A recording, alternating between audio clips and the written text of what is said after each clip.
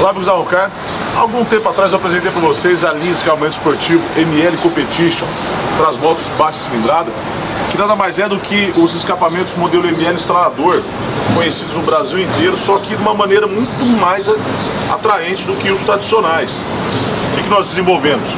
O escape que ele é dividido em duas partes, curva e ponteira, ligado através dessas molinhas esportivas, então realmente dá um visual muito mais esportivo para o escapamento.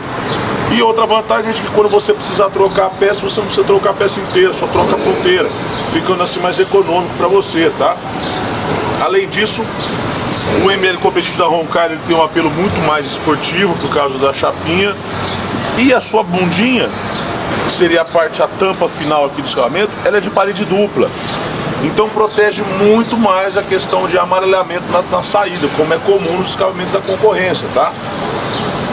E por que a gente está mostrando ele de novo? Porque a Roncar agora fez uma modificação interna no escapamento para deixar o ronco ainda mais característico desse tipo de escapamento, que tem aquele famoso assovio no finalzinho, na retomada da aceleração.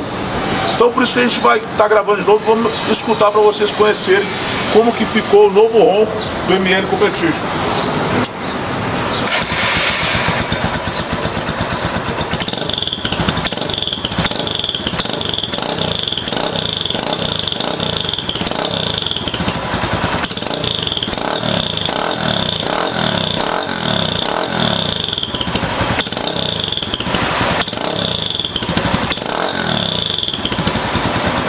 Detalhe, pessoal, existem duas opções de ponteiras, tá? Tem essa que é o cone longo, que tem 60 centímetros, e tem ainda o de 40, que fica mais curtinho e dá um ronco ainda mais esportivo, tá bom?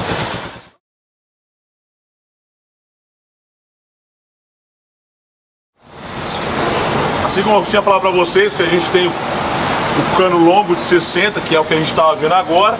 Esse daqui é o cano curto de 40, tá? Vamos escutar o ronco dele também. A diferença é que esse ronco vai ficar um pouco mais alto, claro, porque o cone é menor. Vamos lá.